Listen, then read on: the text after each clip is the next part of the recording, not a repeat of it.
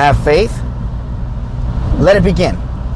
Hello everyone, this is Angel, and welcome to another edition of Have Faith, Let It Begin. And I want to thank you, especially to joining us on this platform. Thank you for joining us on Facebook Live. Thank you for being a part of our Have Faith family. So let's begin. Let's say thank you to our show's introduction song by GABBIE Santana, who has written, performed, and produced it by herself. At 14 years of age, she is amazing. Go visit her YouTube channel. Let's make her a star that we already know she is. At GABBIE Santana, that's her YouTube channel. And don't forget to check out the description on this page showing you how you can get a hold of us for any topics, any questions or comments. And please follow us as a subscriber on our iTunes page, or Spreaker, or all the other platforms available as iHeartRadio, podcast player, etc.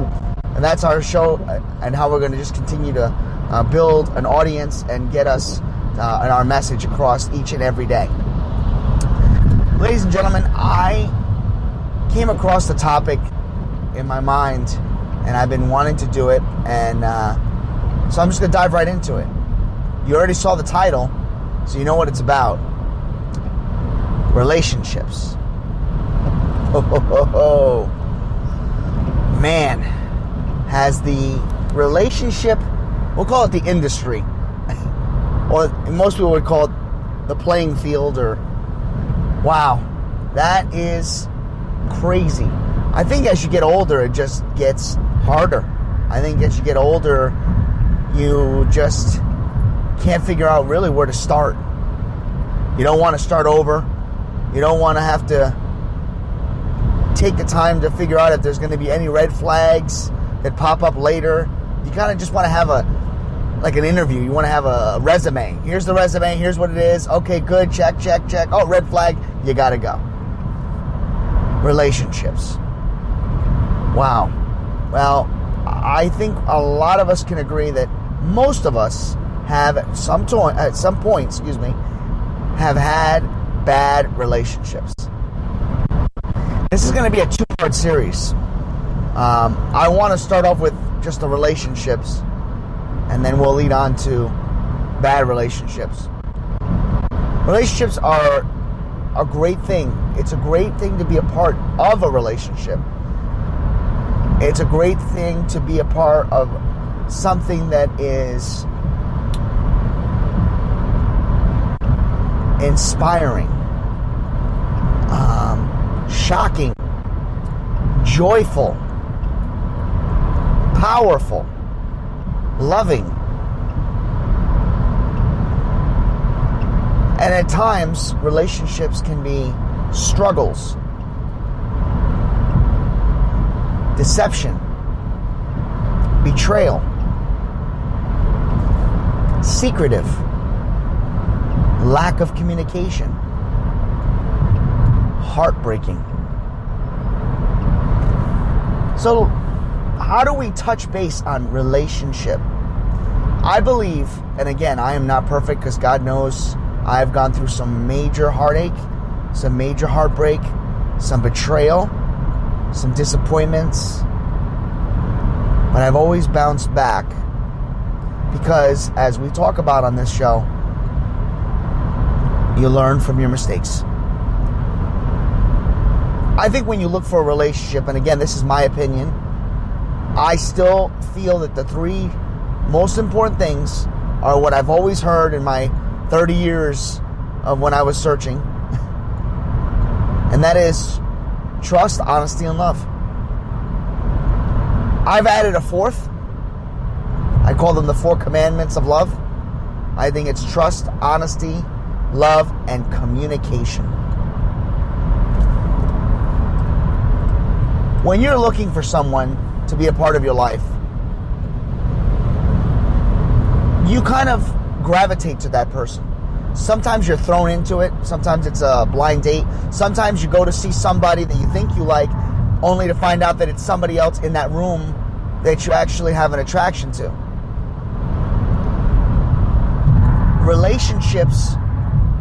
A good founding relationship starts with, yes, a slight attraction, a curiosity,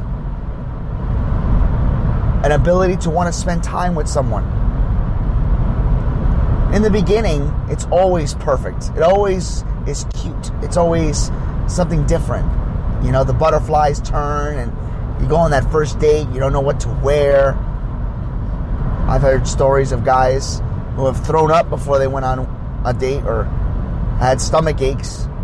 I know women who don't know what to wear, and sometimes it gets to the point where they just actually cancel because they just don't know what to wear. But I think the most important thing is the first 2 or 3 weeks. Now, for some people, they have these set of rules that they put in place. They put these rules that, well, once I meet this person, I gotta know right off the bat if they're gonna be A, B, C, D, E, F, G, H. You know, okay, that's great, but you gotta be patient. A lot of people are nervous when they go on a date or two. A lot of people don't know how to be themselves. And in retrospect, you should always be yourself. But people get stage fright. People don't know how to act. Some people are not good at social skills, and they don't know how to interact with somebody. You got to be a little bit of patient. You got to have a little bit of patience. I think in your first 2 or 3 encounters, you have to kind of watch how the person interacts with you, how they treat you in an environment of other people, where their eyes are at all times if they wander.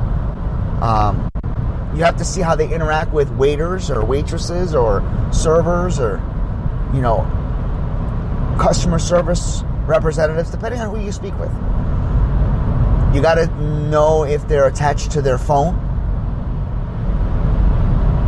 All eyes should be on each other during that time. All eyes should not derail. In addition to that, conversations are important.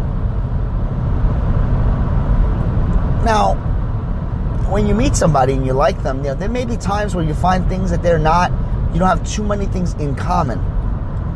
It could be a lot of little things. It could be a lot of big things. It could be deal breakers. Some people seek other people that are religious or have a relationship with God. And if they don't, they feel it's a deal breaker. Others feel that if they don't like what they do, or vice versa, it's a deal breaker. Some of them will knock somebody out of contention because they love or dislike animals. And one of the people have an animal. I mean, there's a lot of factors that people put into place. You have to keep it basic. You have to make this simple, but not make this so difficult. Yes, I believe you should have a small type of attraction or a curiosity factor, because that's what leads you to giving your phone number, leads you to having conversations. I believe that when you're in those conversations, it should end like an episode, a good episode that leaves on a cliffhanger. I think that if you've had a good date and you can't wait to see what's next, that's a good start. And if it keeps going that way, you're probably off to a good start. There are times when we go on a date and it's just disastrous. The person is rude. The person hasn't combed their hair. Perhaps they have bad hygiene just to start. I'm not saying, well, he had a bad day, let's move on, or she had a bad day, let's move on, we'll do another. I'm just saying, be cautious. You know, be alert, attentive, but be alert. You know, have alert. Have the ability to know what is a red flag and what is not a red flag.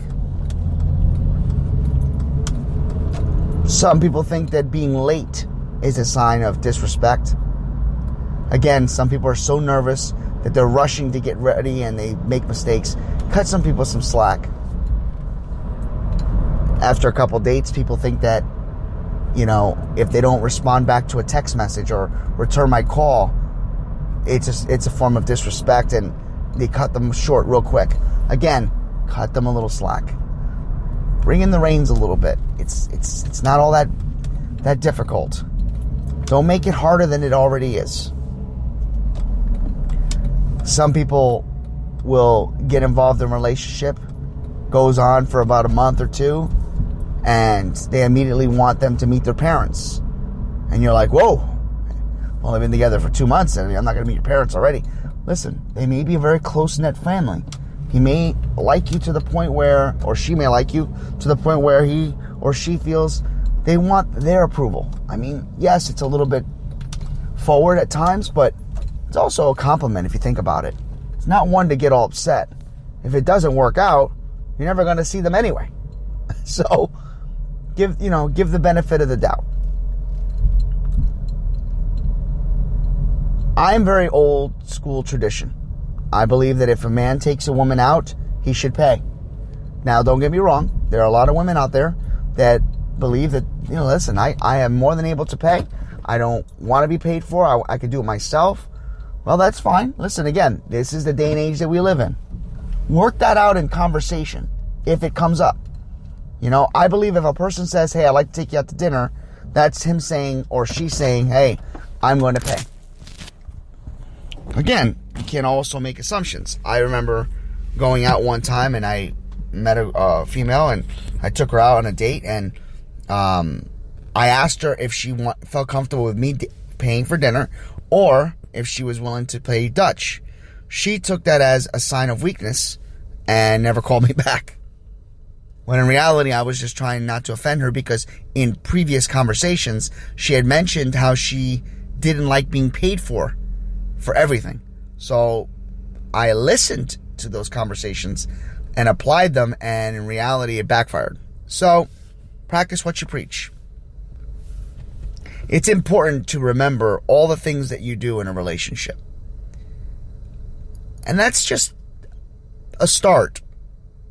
I want to kind of get us rolling. And now that I'm, doing this, I think we're going to extend it to a 3-part series. So we're going to end it here with dating.